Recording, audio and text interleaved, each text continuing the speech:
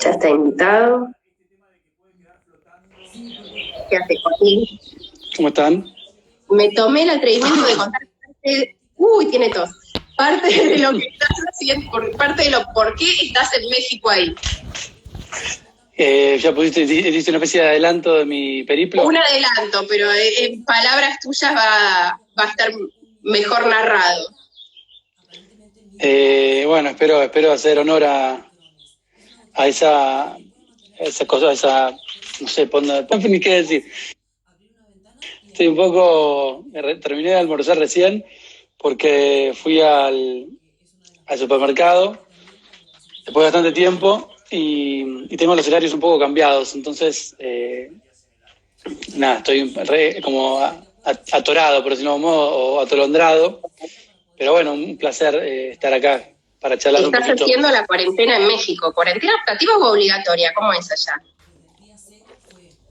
Cuarentena voluntaria. De hecho, acabo de publicar un video, no sé si se subió todavía, donde muestra un poco cómo está la situación en México, porque es muy curioso lo que se ve acá. Es completamente distinto a lo que sucede en el resto del mundo. El gobierno no quiso decretar una cuarentena obligatoria por una cuestión por la economía, básicamente. Así que es una cuarentena sugerida o recomendada, pero sin una obligatoriedad. Especulan que en una semana o dos, cuando explote todo, ahí lo hagan estricto, o sea, en vez de prevenir, esa es un poco la postura del gobierno acá, de López Obrador. ¿Y vos cómo llegaste a México? Contanos qué te habías ido a hacer con Under Periodismo, ¿no? Uh-huh. Contanos primero qué es Under Periodismo y qué te llevó primero a Líbano y después Lesbos. Bien, Under Periodismo es una especie de concepto después devenido plataforma o marca o vaya uno a llamarle como quiera, que surgió de mi propia interés por hacer esta cobertura, ¿no? Yo hace tiempo, todo el año pasado hice algunas coberturas viajando a lugares donde estaban sucediendo cosas, casi todas de manera independiente, algunas mezclando la financiación entre independiente y con algunos medios. Entonces, este año quería profundizar un poco ese modelo de periodismo independiente, pero lo que se llama periodismo independiente o el concepto de periodismo independiente en la Argentina está muy asociado a un concepto y quizás a una interpretación más política, ¿no? La independencia se la ve desde el costado político y a mí no me interesaba tanto que mi trabajo se identificara con ese color de periodismo. Entonces estaba pensando cómo hacer para desarrollar mejor esta plataforma de periodismo independiente, pero que fuera novedosa y que pudiera inventar un modelo de financiación híbrido. Entonces inventé esto que es Under Periodismo, el periodismo under, que es un poco las reglas tomo el término un poco del teatro, ¿no? El teatro under es esto que va por fuera del teatro oficial, por fuera del teatro comercial, que sigue sus propias reglas, donde generalmente se da la mayor cantidad de experimentación, de creatividad, de innovación. Entonces me parecía bien pensar el periodismo por ese lado, ¿no? Porque yo entiendo el periodismo como un acto creativo. Así que ese fue un poco el concepto de Under Periodismo y lo lancé para esta primera cobertura de Under Periodismo, que era la cobertura de Medio Oriente. Iba a cubrir la guerra en Siria, que el 15 de marzo se cumplieron 9 años, y esa era la idea. Hice un modelo de financiación donde mucha gente me apoyando con una especie de recibiendo una suscripción, mails y distintos beneficios. Me apoyó, puso plata, digamos, para que yo pudiera hacer la cobertura. Y así arranqué. Era una cosa híbrida, digo, porque un poco me apoyaba la gente y otro poco yo le iba a vender algunos productos en particular a Infobae en particular, para también financiarme, porque la dificultad de esto es que uno dice, bueno, lanzás un proyecto independiente y después estás un poco en camisa de once varas, ¿no? Porque no podés transar con ningún medio, esa es un poco la teoría de las dos tan contrapuestas, que si sos independiente no podés hacer con las cosas con los medios. A mí me interesaba hacer una cosa que fuera posible, que uniera lo mejor de los dos mundos y que entendiera a los medios como un socio. Además, entonces, vos escribís y también haces productos audiovisuales, que hacer audiovisual solo por ahí ahora es más fácil con los recursos que hay, pero si no sería carísimo llevar un equipo ahí. Y también Claro. con Mobile te subiste a un buque de Greenpeace. Esa Me subí experiencia estuvo buena. Esa experiencia estuvo buena. En noviembre del año pasado me subí a un barco de Greenpeace. Esa experiencia, por ejemplo, fue Greenpeace invitó a Infobae, Infobae me mandó a mí. Ahí, por ejemplo, no fue una iniciativa mía, pero fue muy bueno. Yo subí con un teléfono de un Samsung, digamos, a mí no me paga Samsung, no estoy sponsoreado, pero subí con un teléfono que me dio Samsung porque tenía mucha calidad y solo con eso hice todos los contenidos, con un teléfono celular, nada más. Y Y los es un videos poco lo que, que... sí. Y los videos que yo vi que acá subiste el Líbano y el Lesbos, eso que vi que además del material que grabaste vos, había material de archivo. ¿Todo eso lo editaste en celu o te llevaste una compu? Tengo una compu, sobre todo porque en realidad yo originalmente me dedico a escribir, Claro. por lo cual la computadora la llevo conmigo para escribir, pero en este caso me traje una compu un poco más potente para poder editar. El de Lesbos en particular, que tiene material de archivo, usé la computadora para bajar ese material de archivo y para la voz en off y demás. Ese fue editado con Premiere. Pero ahora estoy haciendo una cosa híbrida que es editar con Premiere y con InShot. O sea, un poco inicio la edición pesada en la computadora y después me lo paso el teléfono y lo completo desde el teléfono. Porque para placas y eso ofrece muchas facilidades, digamos. ¿Y a Lesbos llegaste, tenías planeado ir a Lesbos antes o simplemente era Siria? No, era Siria principalmente, pero después era un proyecto sobre refugiados en sí, y para ese proyecto de refugiados iba a ir a muchos de los campos de refugiados. Hay campos de refugiados en Líbano de palestinos y de sirios, hacer los dos campos de refugiados, a Jordania, que está el campo de refugiados sirio más grande del mundo, iba a ir también a Turquía, campo de refugiados en Turquía, y la idea era, el proyecto de refugiados era para Infobae, la idea era hacer un recorrido de seguir a los refugiados después de todos los campos, seguirlos en su camino hacia Europa y llegar a Lesbos, pero por el camino de los refugiados, es decir, llegar por Turquía, siguiendo a un grupo. InShot se llama, Brenda. Perdón, ¿Cómo? le contesté ahí, pues si no las preguntas me las olvido, las contesta la... InShot, está bueno, es gratis sí. Además. InShot, exacto. Y bueno, a mí me impresionó mucho la soledad que estabas en Lesbos. ¿La qué? La soledad en que estabas en Lesbos, la soledad tuya. Eso de ir a trabajar solo tan lejos. Sí, bueno, Lesbos fue justo, caí en la semana en la que la pandemia empezaba a ser una especie de, a tomar este peso, y justo estaba viendo una que decía neonazi en Lesbos, muy de ultraderecha. A mí también me interesaba ir a contar eso, pero fue curioso porque yo fui a perseguir a los nazis de algún modo y llegó la semana en que los nazis se guardaron en sus casas por miedo al coronavirus. No los pudiste ver. Estaban guardados. Me preguntan si KineMaster no es mejor. Yo usé KineMaster, pero también debo decir algo como Joaquín, yo edito más en Premiere, voy a ser sincera, en la compu en Premiere, mis dedos no dan en el celular. Y no sé por qué yo, que no estoy acostumbrada a editar en celular, prefiero InShot porque es más como intuitivo.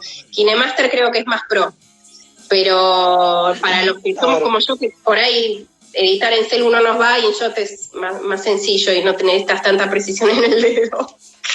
Sí, pero bueno, yo me volví medio un experto de InShot mientras más usas una herramienta, más sofisticado es lo que puedes hacer. Hoy me da muchísimas herramientas InShot, y ahora hay una nueva herramienta de transiciones que hacen los videos mucho más dinámicos. Eso hay que pagarlo, pero yo lo compré ahora, me salió $10 por año.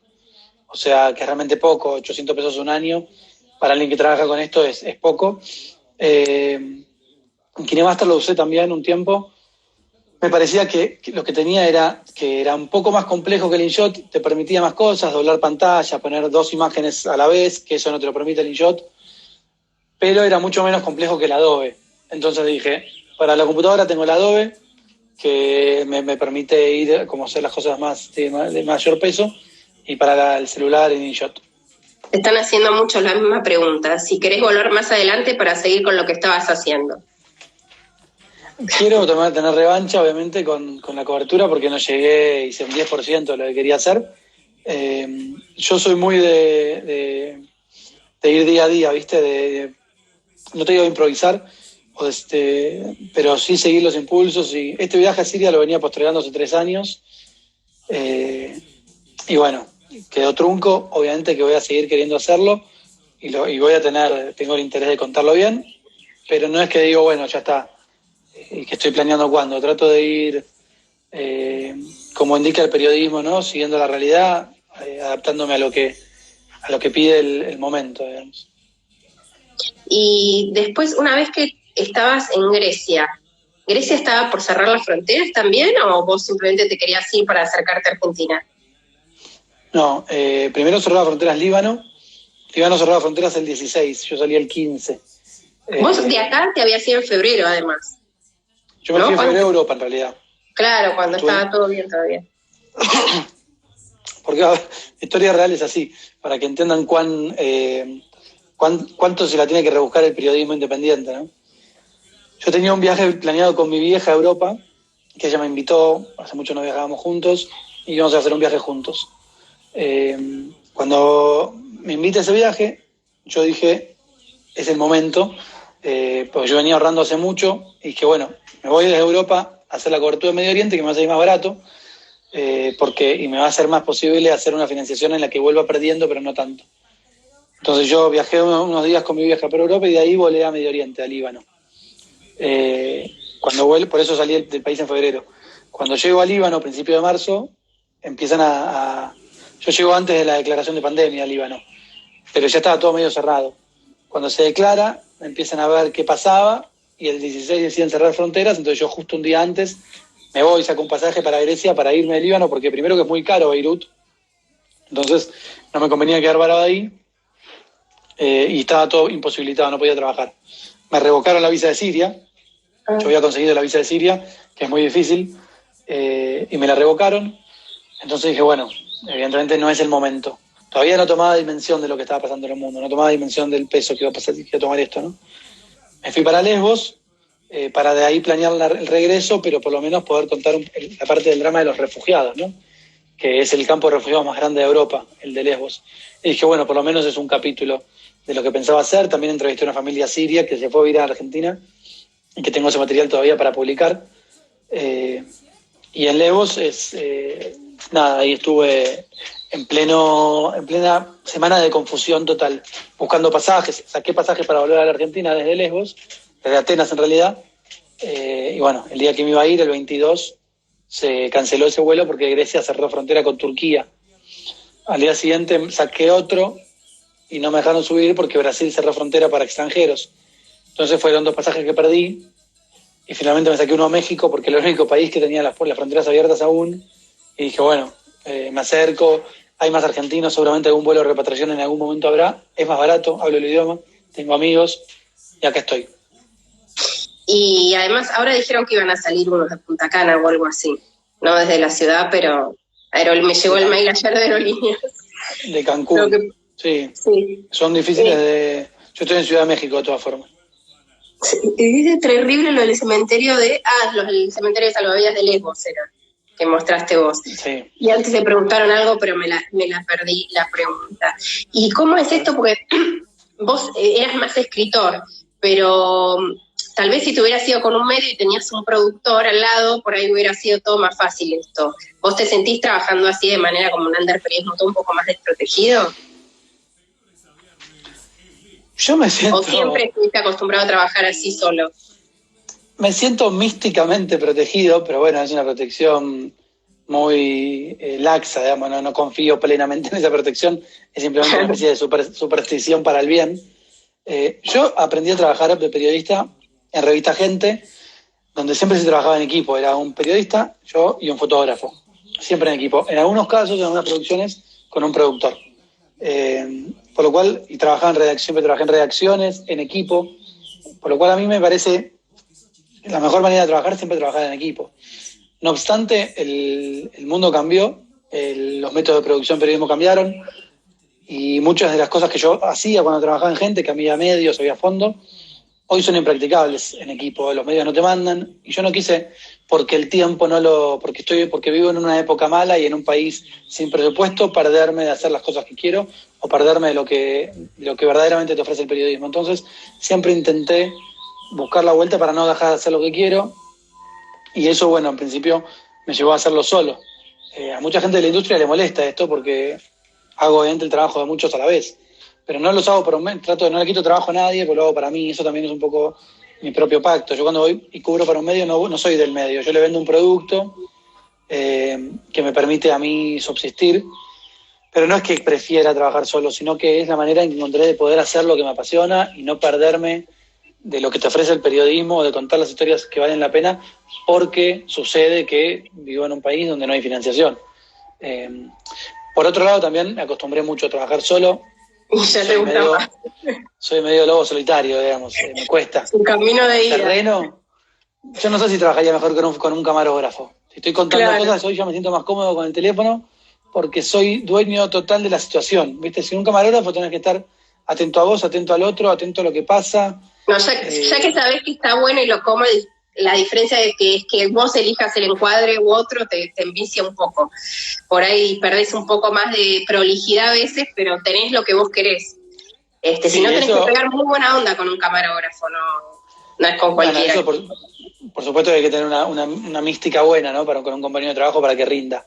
Sí. Pero además de que uno no tiene control, y que está bien que tenga el control del camarógrafo que sabe más que uno, o al menos en mi caso, de encuadres y demás, en lo personal, yo generalmente lo que estoy tratando de cubrir últimamente no tiene tanto que ver con la estética o con la belleza de la imagen, sino con capturar imágenes periodísticas difíciles de conseguir. Entonces, estar en el cementerio de salvavidas y era mejor estar solo, más peligroso, pero mejor que ir con un equipo, que ir con un productor, que pedir permisos. Todo eso desnaturaliza, muchas veces el periodismo cuando llega con equipo desnaturaliza eso que quiere contar. Cuando voy solo y humildemente, siento que genero menos impacto en ese ecosistema que quiero mostrar. Estoy mucho más desprotegido, más peligroso, hay que tener muchos recaudos, pero también tengo más reflejos como para, viste, si hay que levantar rápido, sé cuándo guardarme, sé más o menos, aprendí a manejar situaciones delicadas. Hay un montón de camarógrafos que tienen más calle que nadie y la manejan mejor, pero bueno, no es lo mismo siempre en un equipo y ser dos que ser uno. En ese aspecto estoy medio lobo solitario, pero igual, claro, no trabajo solo, siempre tengo a alguien del otro lado en Buenos Aires que me ayuda a las placas, a los posteos, a pensar las cosas. Quizás soy una especie de sniper solitario en el terreno, pero en el trabajo es más de a uno. Ahí, ¿te sentiste realmente en peligro durante este último viaje? Te pregunta Juan Esperli. Sí, Juan, querido, nos conocemos de las redes. No me sentí en peligro particular yo en este viaje. La situación en Lesbos sobre todo era delicada, era tensa, me sentí, si se querés, incómodo, amenazado por esa especie de amenaza, viste, sutil que no se dice, pero en particular en este viaje no me sentí en peligro. Estaba yendo a hacer un viaje que iba a sentirme en peligro, entrar en Siria y recorrer el teatro de guerra, que es un peligro. Entonces yo estaba preparado para lo más peligroso que había hecho, que iba a hacer en mi vida. La caída de la pandemia de algún modo bajó, aunque es un mundo mucho más peligroso, para mí en lo personal de algún modo bajó el umbral de peligro, ¿no? Y antes te había preguntado a alguien que se borró el nombre, ¿qué proyecto tenés planificado después de esto? ¿Tenés en mente? A ver, el nombre, acá lo estoy buscando, Willy.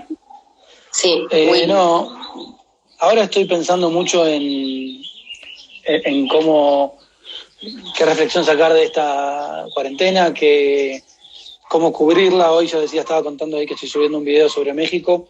Estoy tratando de contar desde el lugar que me toca y desde la cuarentena, solo salgo para el supermercado, qué cosas puedo contar, tratando de encontrar la manera de contar historias, hacer algo con la situación. Viste, Sartre decía, somos lo que hacemos con los que hicieron de nosotros. Bueno, el periodismo un poco también es, ¿no? El periodismo es lo que hace con lo que deviene la situación. Por lo cual ahora estoy concentrado en ver qué aprendo de esto, cómo lo cuento. Estoy haciendo un proyecto de vivos, de entrevistas, que empecé ayer con Connie Isla, un artista, y tengo otras personas en carpeta. Un proyecto de vivos para hablar sobre la libertad, algo que no tenga nada que ver con el coronavirus en sí, pero bueno, sí más o menos, estás encerrado, claro, ahora. Aquello de lo que nos priva la enfermedad, la libertad. Mi idea es hacer una especie de diarios de libertad o aires de libertad, conversar sobre la libertad con gente. Estoy empezando ese proyecto para que es por Instagram Live y que me permite salir un poco de la burbuja de la enfermedad. ¿Cuál fue la situación? No, decime. No, te pregunto de Fede Allen, ¿cuál fue la situación más límite que viviste? En mi vida profesional, supongo. Sí, no sé. A ver. Y yo las voy olvidando, la verdad. Viví bastantes. En Venezuela vivía unas situaciones muy límite, porque los ánimos estaban caldeados, porque estaba solo, porque me metí en unos lugares un poco delicados que después tomé conciencia. En Venezuela, el 23 de febrero del año pasado, intentó entrar la ayuda humanitaria y yo me metí en Venezuela está ahí el puente Simón Bolívar que une Venezuela con Colombia, y después están las trochas, son los caminos verdes, que son los caminos ilegales, que hoy seguramente se dan por donde están pasando la gente porque las fronteras están cerradas. Esas trochas están manejadas, se dice, por los paracos, por los paramilitares. Yo en esa época, que había mucho conflicto en la frontera, quise contar cómo era una trocha, que está controlado, como te digo, por criminales, y conseguí ahí un malandro, que le dicen, que me acompañara, le pagué unos mangos. En el mundo moderno se dice fixers. Los fixers son los productores que te consiguen las historias. A mí no me gusta la figura del fixer porque me parece que hace el trabajo por uno, digamos. El periodismo con medios, o sea, con plata, CNN, por decir uno, cuando va a hacer una cobertura a Venezuela, a Congo, a lo que sea, antes hablan con un periodista local, consiguen un fixer y cuando llegan tienen todas las historias preparadas. Entonces van y las cuentan. Tienen un traductor, un conductor, seguridad. Eso es un fixer. Está buenísimo. Yo nunca lo tuve, nunca tuve los medios para pagarlo. Y tampoco me copa tanto por esto que te decía. Me parece muy divertido encontrar las historias. Entonces un fixer te saca ese trabajo. A mí me gusta el periodismo que se reencuentra con la realidad y ve qué hace, digamos. Justo esa era la pregunta de Claudia. Mira, cuando llegas a un lugar, como ahora en Levos, ¿cómo haces para ingresar en ciertos lugares? ¿Alguien te hace la logística? No, la haces solo. Bien. Bueno, para terminar lo otro, como no tenía fixer, llegué a la frontera con Colombia y conseguí un malandro, un delincuente ahí que por unos mangos me llevó a las trochas. Y yo iba con todo mi equipo, todo, y me di cuenta que había caminado zona franca, que estaba completamente desprotegido, en medio de la nada, entre un país y otro, en una selva, en un río. Vinieron unos controladores informales a pedirme que borrara el material y ahí sí me sentí muy expuesto y en peligro. Por suerte no pasó nada. Esas son las situaciones más riesgosas. Después, estar abajo de balaceras de goma y demás, a mí ya como me pareció como una especie de... Me parece menos peligroso eso que cuando el peligro es la tensión, ¿no? Algo que puede suceder, que todavía no sucede. Eso es lo que me da más miedo. Cuando de repente vas a hacer una especie de atacada entre medio entre la policía y disturbios, bala de goma y demás, hay una especie de adrenalina que no me permite darme cuenta del peligro. Y después, por lo más, no, llego a un lugar y hago preproducción, trato de conseguir gente, conocer amigos, pero trato de no entrar en el circuito periodístico cuando llego a un lugar. Trato de... no te relacionas con colegas, no vas donde están todos los periodistas. Me relaciono con contacto, pido información, me relaciono un poco, pero no voy al centro donde están los periodistas y sigo ese circuito. Primero porque tienen todas las mismas historias y segundo porque para mí es como es el zoológico. Yo prefiero hacerlo más, autóctono, por decirlo de algún modo. Entonces sí. Primero conozco algún local, me hago algún amigo local, así laburo. Después otro te había hecho una pregunta. Bueno, los gastos ya está. Si tenés como referentes a algunos otros periodistas que trabajen con celular, con mobile, así independiente como vos.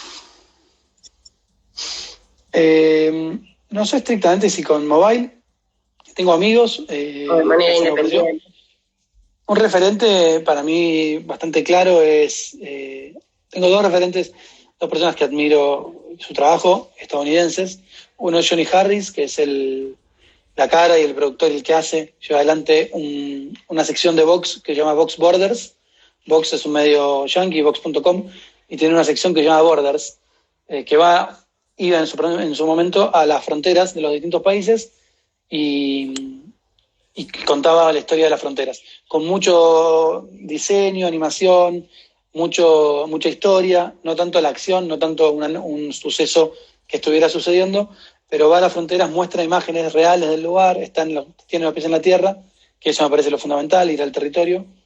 Y él filma, maneja dron, edita como los dioses, anima. Él es un número uno, algo que nunca voy a desarrollar sus herramientas. ¿Por qué? Nunca sabes, tenés tiempo. No, técnicamente es como, él se ve que desarrolló otro camino. Que está bien, yo tengo por ahí otras herramientas más del territorio, de saber moverme en el momento. Y él es un número uno, pero obviamente algún día me gustaría hablar con alguien que maneje ese nivel de expertise.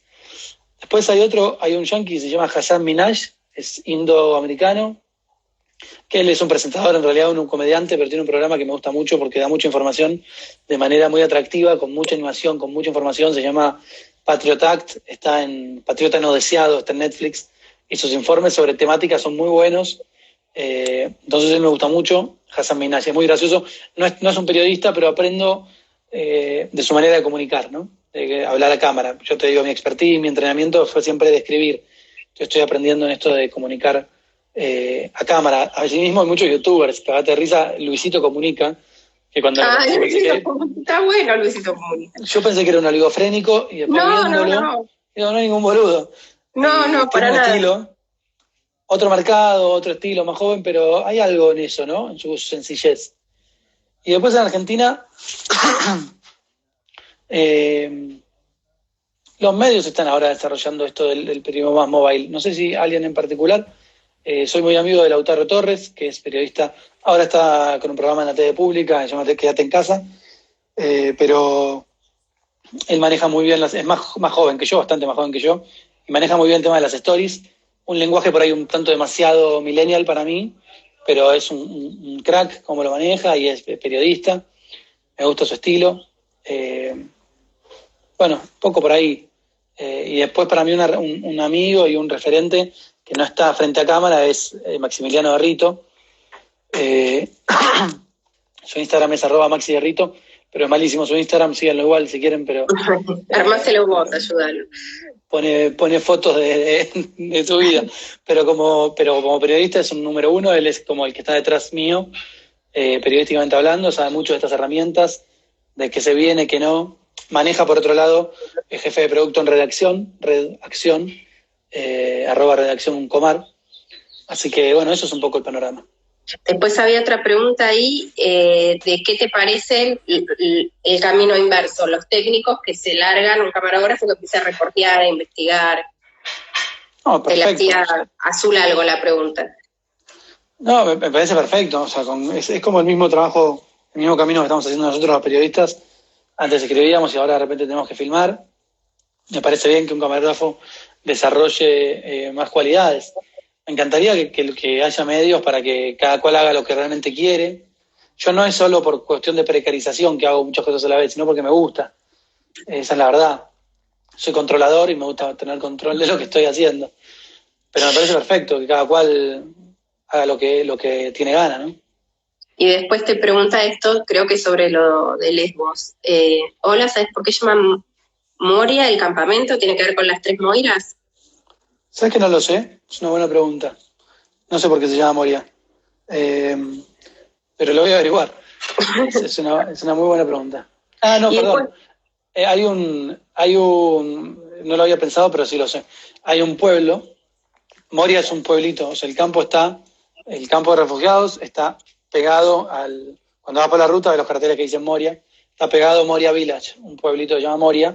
Entonces el campo es el campo de Moria, digamos, de ese pueblo, como si quien dijera el campo de La Plata, bueno, el campo de Moria, por eso es Moria.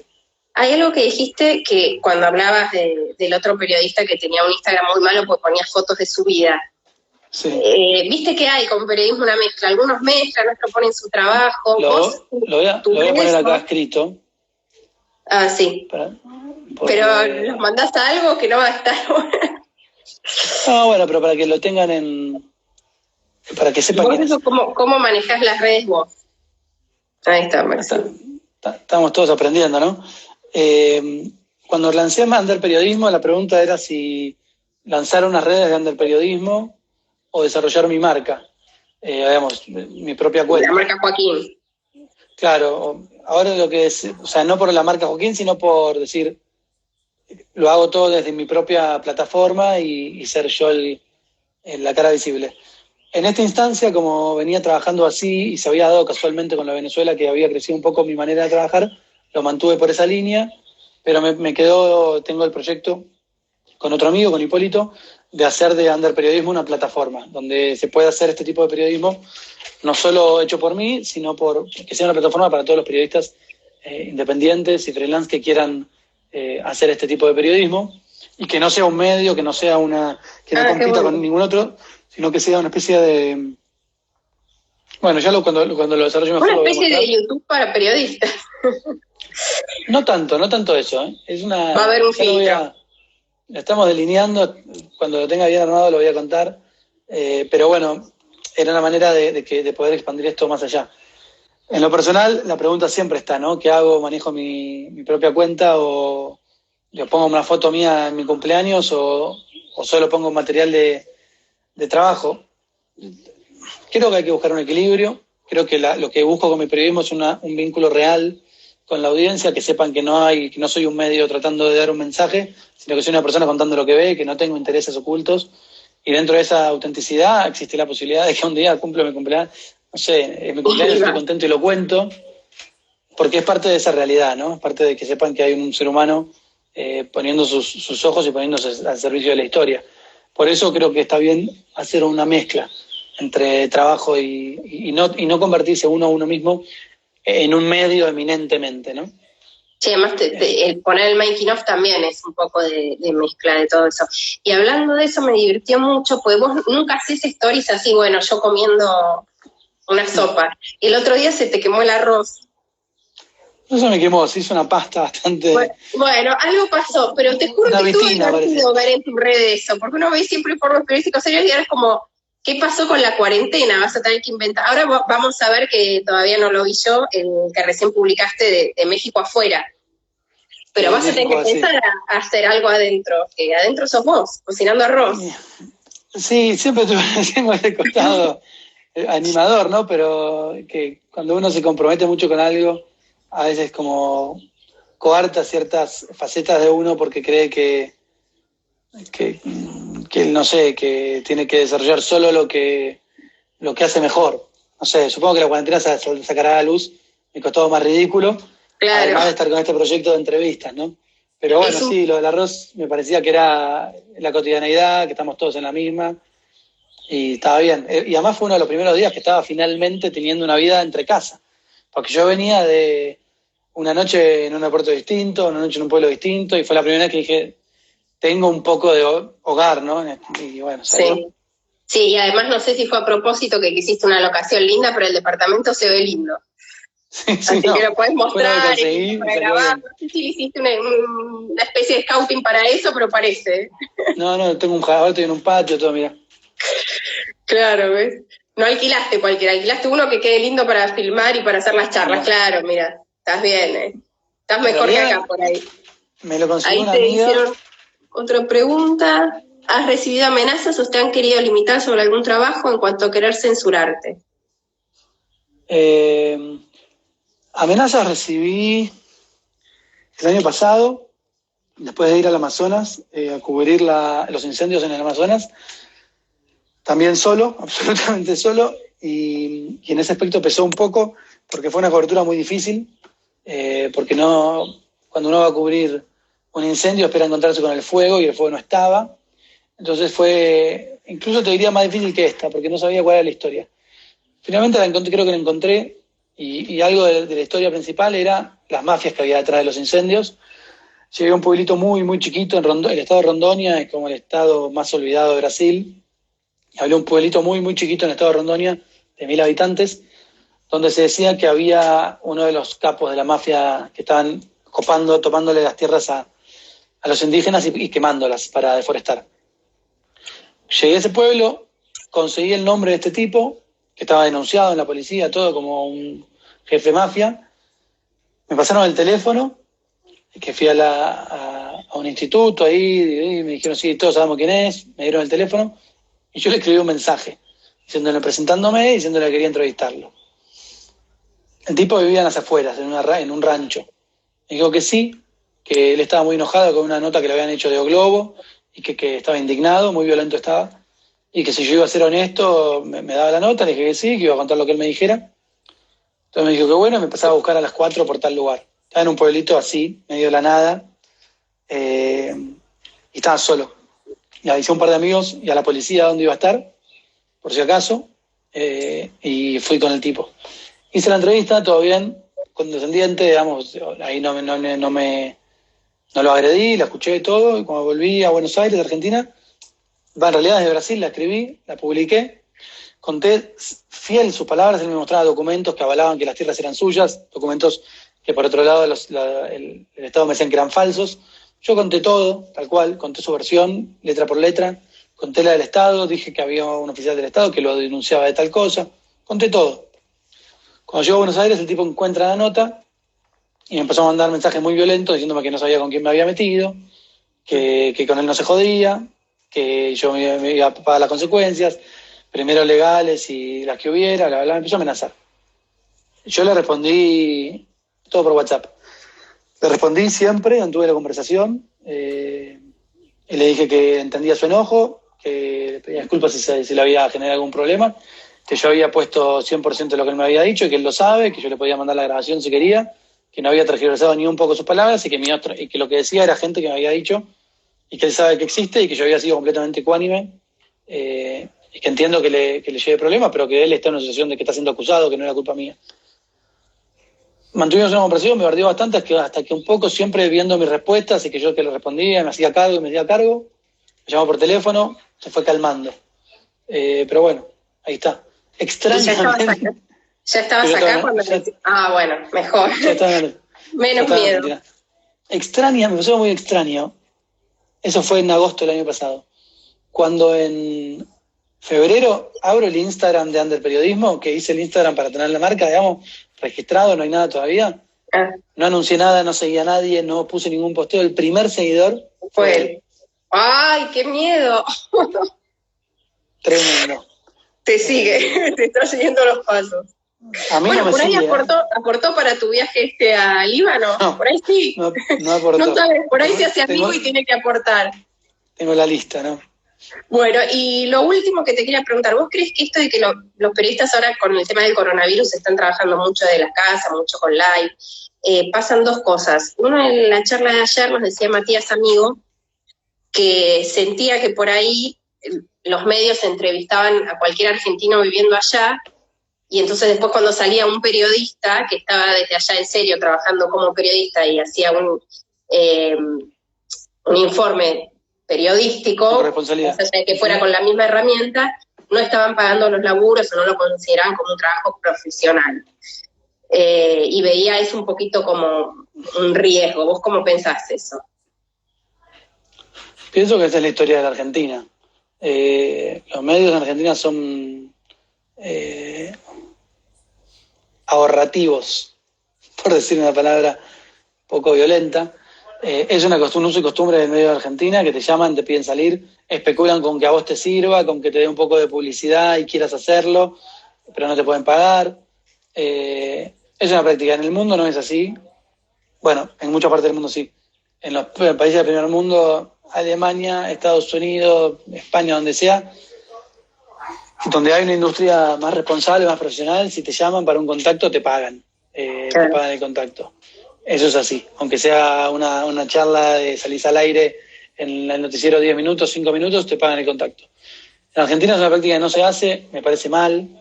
En esta situación extraordinaria, me parece que es lógico que salgan argentinos que no son periodistas, porque es una nota de por sí, ¿no? Entrevistar a alguien. Claro. Está varado. No me parece que en este caso en concreto esté mal eso. No, pero no nos ponen a todos al mismo nivel.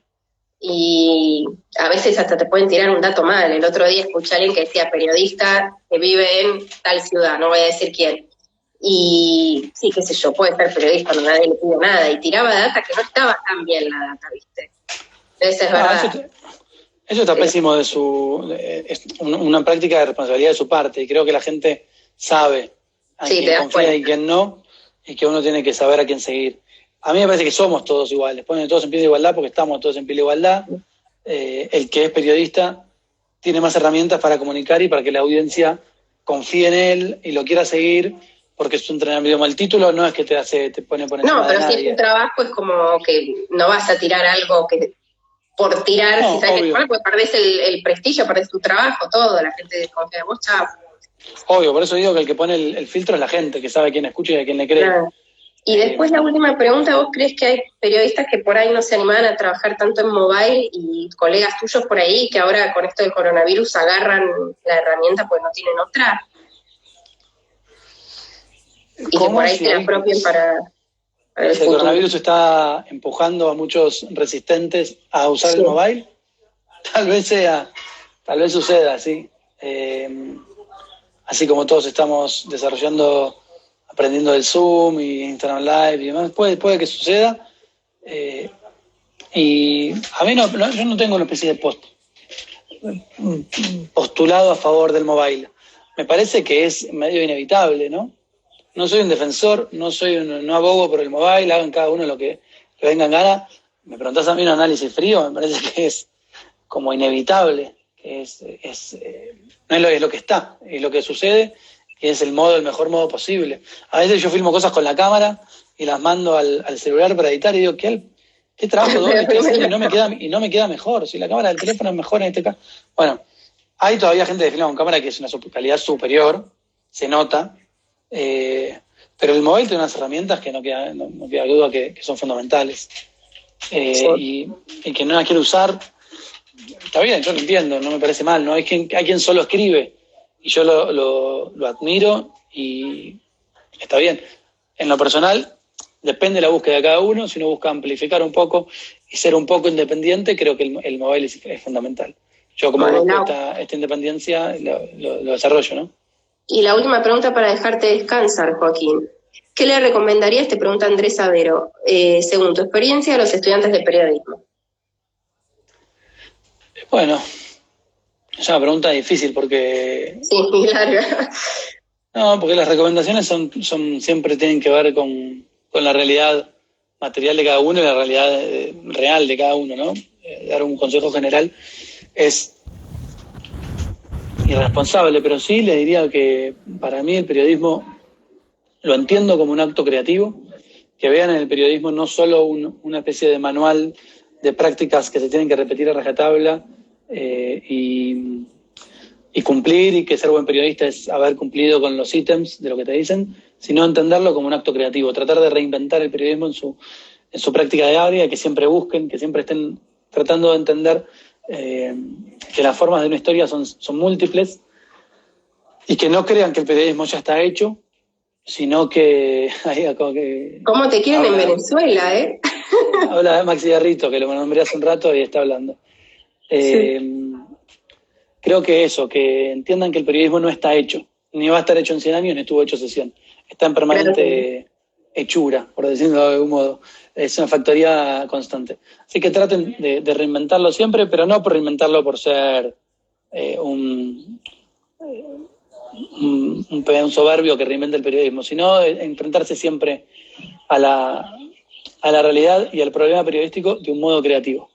Eso. Bueno, ahí Adolfo, extraordinario Joaquín, me gustó. Bueno, Joaquín, muchas gracias, ojalá puedas volver pronto.